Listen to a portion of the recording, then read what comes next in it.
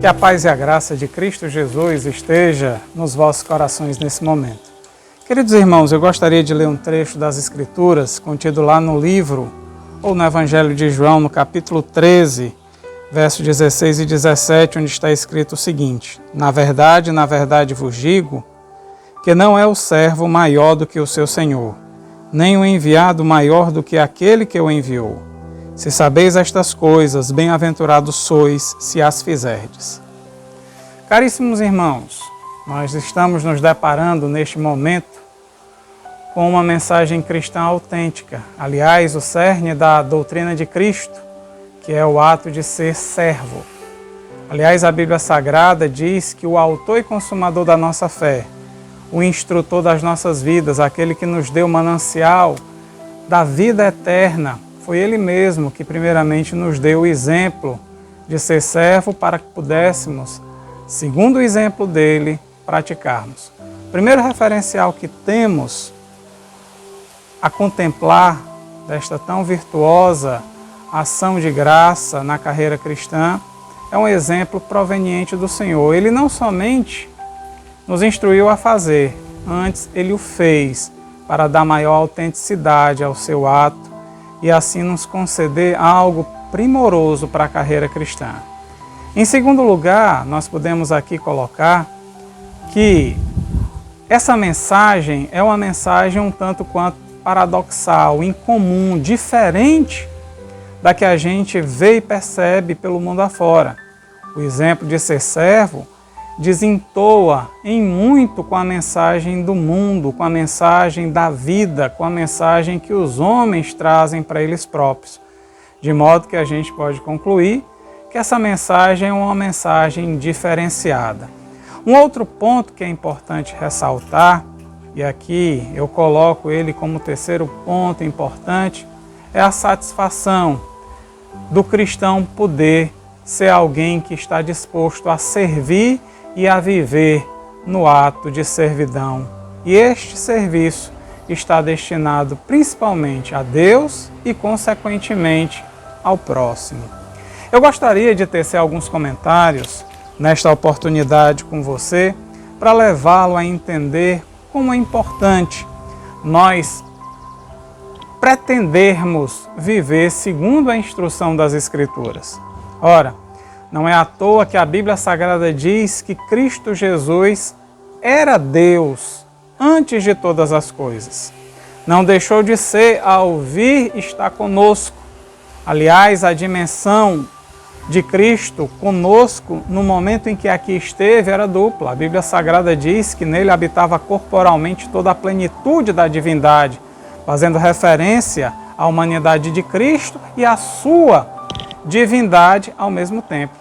Mas em Cristo Jesus nós percebemos que mesmo sendo Ele Deus, Ele não levou em consideração o ser igual a Deus, com toda a dimensão extraordinária, sobrenatural, divina, com os atributos de todo poder, de todo conhecimento, de toda ciência. Antes Ele esvaziou-se na forma de Deus, tomando a forma, como dizem as Escrituras, de servo. E Jesus não somente foi um servo no sentido teórico da palavra. Ao vir a este mundo e sacrificar-se a si próprio em resgate às nossas vidas, Ele deu o maior exemplo para que pudéssemos assimilar a ideia de serviço cristão. Jesus, Ele tomou a forma de servo para proporcionar ao outro, a nós, à humanidade, aquilo que nós não podíamos. De modo que Ele, como servo, e aqui, nessa passagem de João, capítulo 13, nós percebemos muito bem isto, que Ele, mesmo sendo Senhor, e Ele disse que Ele era, Ele não negou a dimensão da autoridade que a Ele cabia. Ele disse, eu sou Senhor, mas não leve em consideração o ser, porque até mesmo o Senhor se torna como servo, para que vós tenham o exemplo primordial da carreira cristã. Em Cristo Jesus, a gente percebe este ato de servir tanto nas questões particulares, individuais, como coletivas. Jesus veio para servir o próximo, veio para servir a Deus, primeiramente, Mas a ideia primordial de serviço abrange toda essa ideia do todo, né? A Deus e ao próximo.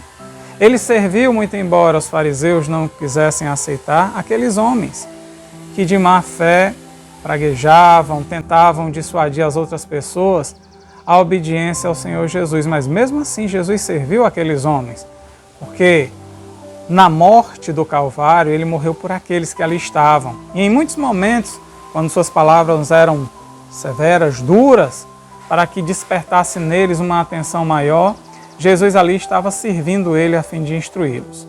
De modo, irmãos, que a instrução primeira vem do ato de Cristo no que diz respeito a esse servir, porque dele que emana toda essa virtude. E essa virtude, dentro do contexto que nós vivemos, o mundo secular, o mundo social, o mundo cultural, não preza por essa ideia de servir. Antes a gente vê pelo mundo afora a ideia de prevalência. Todo mundo quer prevalecer diante do outro. Ninguém quer assumir um papel de servo diante das demais pessoas. Existe um anseio muito grande das pessoas quererem desejar sempre o que é maior, o que é superior, o que está acima dos demais, exaltando aí a soberba, exaltando o orgulho, a prepotência e também o desvalor do próximo. E a mensagem cristã é paradoxal por conta disso, porque ela vem em conflito com essa mensagem. A mensagem cristã desentoa, porque ela tende e pretende agregar. O crente, o cristão, no momento que ele se dispõe a praticar um ato tão singular e virtuoso como o ato de servir o próximo, ele está querendo ali abrir uma porta para que haja uma integração, uma vinculação, uma koinonia perfeita. É no ato de servir que nós nos aproximamos. É no ato de servir que nós podemos praticar o que a Bíblia Sagrada chama de honrar uns aos outros, como Paulo fala aos Romanos.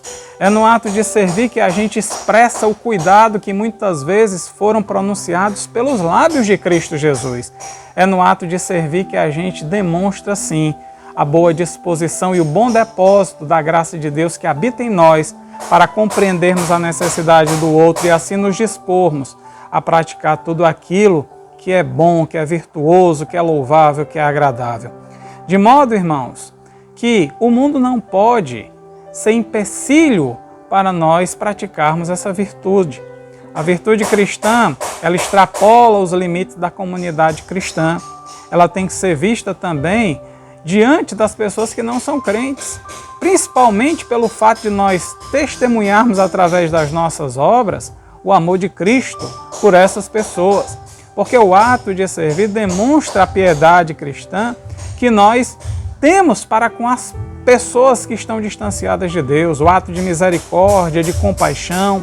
Por isso que o crente não deve se envolver com celeumas, com intrigas mundanas, exatamente porque ele está sempre predisposto a praticar atos de solidariedade, seja lá com quem for, né? Independente das pessoas se coloquem como amigas ou inimigas suas dentro do contexto mundano. De modo, irmãos, que para fazermos isso, eu entro agora no terceiro ponto que enumerei no início, o crente tem que sentir a real satisfação de servir. Não é uma coisa simplesmente pragmática, forçada pelo tradicionalismo, pelos exemplos anteriores. Nós não vemos os exemplos anteriores apenas como objeto a ser observado, mas temos que sentir o prazer de viver a experiência do servir. Claro que nem todos os cristãos, as pessoas que creem em Deus, têm esta santa disposição. Não deveria ser assim, imagino eu, que é algo que está muito focado na nossa relação com Deus e nessa relação com Deus nós podemos aprofundar e conhecer melhor essa virtude para podermos externá-la para o próximo. E é sentindo este prazer, porque há sim prazer no servir, há sim um gozo inefável quando nós nos dispomos a servir o próximo, a entendermos o próximo, a colocarmos o nosso ser para prestar aquilo que é necessário para com o próximo. Veja como nós encontramos nas Escrituras o exemplo de Cristo tão constantemente, em muitos momentos, ele soube ler a alma das pessoas, ele soube detectar e diagnosticar o problema de cada uma delas, sem, em muitos momentos, usar o seu poder de ciência completa e plena. Ele, pelo olhar compassivo, cheio de compaixão e de misericórdia, pôde ver e enxergar os anseios, os problemas das pessoas e ali estender a sua mão e servi-las dentro da medida que elas precisavam. De modo que o nosso ato, inclusive na evangelização, por exemplo, a evangelização é um ato de servir ao próximo. Você vai anunciar a palavra de Deus, e é necessário que assim a gente faça, mas não simplesmente pelo rigor da palavra que está escrito como ordenança, mas com prazer. Nós precisamos entender que a mensagem pregada ela tem que carregar sempre um espírito prazeroso de gozo, porque ele entende também que ali nós estamos servindo ao próximo, e principalmente ao pecador, buscando a aprovação dele pela graça do Espírito de Deus, que o possa convencer para levá-lo para o caminho da cruz. De modo, irmãos, que eis aqui a nossa breve mensagem para que você possa despertar esse talento que é próprio de cada crente, que não é privilégio de alguns, que não está incumbido apenas para os ministros, para os oficiais da igreja. Esse é um dever que recai sobre todos os crentes, sejam eles grandes, pequenos, segundo uma visão humana, seja ele qual for. Estamos aqui para servir ao próximo, independentemente de quem seja. Aliás, é nisso que podemos resumir aqui a nossa mensagem cristã. Para concluir, eu gostaria de fazer menção a uma história que tem uma certa dramatização, mas que enfoca exatamente essa veia doutrinária que nós estamos aqui tentando passar para você. Conta-se que uma criança que foi abandonada pelos seus pais legítimos e naturais foi abandonada numa fazenda. E os donos dessa fazenda o acolheram, porque entenderam que ele, uma vez rejeitado pela família, não poderia ser rejeitado por aqueles a quem foi destinado. No entanto, ao invés daquela família principal daquela fazenda o receber como um ente familiar, eles o entregaram aos serviçais. E aquela criança foi praticamente que educada pelos serviçais que ali estavam. Sem, no entanto, à medida que aquela criança crescia, sentir um sentimento de repulsa ou rejeição pelos atos que praticaram contra ela anteriormente, ela crescia alegre e satisfeita, sempre carregando no coração o desejo de servir a todos aqueles que o acolheram, seja aquelas pessoas da família principal, seja a família dos servos daquela comunidade fazendária. De modo que ele cresceu até um determinado ponto, até uma determinada idade, que a família dona daquele patrimônio disse que ele não poderia mais ficar dentro ou próximo a ele naquela casa, que era uma casa grande, enorme. E ele foi deslocado para viver dentro do celeiro, onde existiam parte dos animais. Mesmo assim, ele não se entristeceu, continuou com o mesmo espírito, sempre perene, tranquilo e disposto. A cada manhã que o sol irradiava aquele início de dia, ele se dispunha novamente ao trabalho árduo, ao trabalho duro, exatamente para poder servir aqueles senhores e aquela outra família de servos que o receberam, né? E fora proibido, inclusive, de entrar na casa, porque agora ele cuidava não somente de tarefas ali das proximidades da casa, mas trabalhava diretamente com os animais, com os cavalos, com o gado, com as galinhas, com os porcos, com os cachorros, com os gatos. E a família tinha uma certa rejeição, porque teoricamente ele vivia agora num ambiente mais sujo e impróprio para ter contato com aquelas pessoas. Mas isso não tirava o brilho do seu trabalho, nem muito menos o desejo do coração de trabalhar para aquelas pessoas. E era com o trabalho dele, a gente pode concluir, que a casa grande, a casa maior, a casa da família que ali estava, se conservava limpa, porque era ele que fazia, digamos assim, entre aspas, o trabalho sujo, né, da fazenda. E um dia, né, onde ele tinha levantado alguns recursos, ele não ganhava nada para fazer aquilo, ele era tratado como o que nós podemos dizer como um servo ou um escravo no sentido da palavra, não tinha direito a lazer, a entretenimento, a qualquer benefício, além da alimentação, da moradia, que era um tanto quanto precária, mas ele um dia conseguiu, por causa de algumas trocas que havia feito com os demais servos, levantar um pouco de dinheiro para comprar uma roupa nova.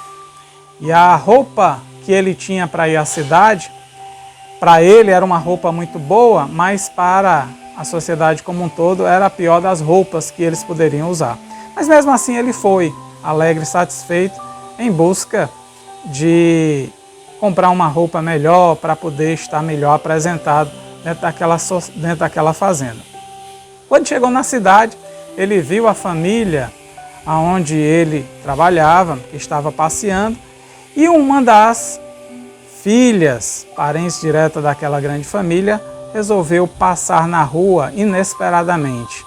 Vinha uma carruagem e quando ele viu, ele prognosticou um problema de acidente e imediatamente correu e conseguiu afastar aquela criança antes que ela pudesse ser colhida pela carruagem, pela carroça com animais que vinha. No entanto, ele não teve a mesma sorte. Ele foi acometido e atropelado por aquele veículo e foi deixado, pasmem, por aquela família que o acolheu, que recebia benefícios dele, no chão, sem atendimento qualquer, e foi embora. Uma senhora de grande reputação na cidade viu aquela cena, conhecia um pouco da história daquele rapaz e logo providenciou recursos para que ele pudesse estar na casa dela e assim receber todo o cuidado. Não foi um acidente que deixou ele com ferimentos leves, foram ferimentos profundos, como não existiam unidades hospitalares de grande envergadura naquele tempo, ele tinha um grande problema naquele momento, ele corria risco de vida. Mas aquela mulher o acolheu em casa, levantou pessoas para que pudessem ajudá-lo e naquele apoio todo passaram a noite lutando com ele para tentar dar a ele a saúde que ele precisava. E nos relances da noite, quando ele vinha e acordava porque ele tinha entrado num sono meio que desmaiado, ele só dizia uma coisa, que precisava voltar no outro dia para trabalhar na fazenda onde ele tinha sido acolhido. Eu sei que esse sofrimento e essa angústia durou até amanhã, quando ele rendeu a alma e partiu dessa vida. E aquela senhora, muito triste, ficou sem saber exatamente o que fazer naquele momento. E foi até a fazenda anunciar o ocorrido e dizer que ele tinha partido. E logo as pessoas, sem qualquer sentimento de contrição, disseram: olha, tem as coisas dele, poucas coisas, então vá pegar ali no celeiro e pode levar com você. Nas coisas que as pessoas encontraram dele no celeiro, encontraram uma Bíblia. E na Bíblia existia um marcador simples naquela época, com uma anotação que ele tinha feito. E ao abrirem a Bíblia, ele dizia simplesmente, aliás, no marcador estava escrito uma pequena frase, uma pequena oração, no qual ele tinha escrito: o meu desejo é ser somente como o meu Senhor foi, um servo. E a marcação estava exatamente de João, capítulo 13. Aquela mulher, meus irmãos, entendeu que aquele homem, independentemente do que tinha passado nessa vida, ousou não servir aos homens, mas servir a Deus sobre todas as coisas. Que o exemplo dele possa servir também como referencial para que possamos servir ao próximo independentemente do que a gente possa receber do próximo, porque um servo jamais deve esperar algum agradecimento, alguma retribuição, algum benefício por ser servo. O maior servo é aquele que não espera nada de ninguém, mas está sempre disposto a ajudar, seja lá quem for. Que Deus em Cristo te abençoe nesta meditação.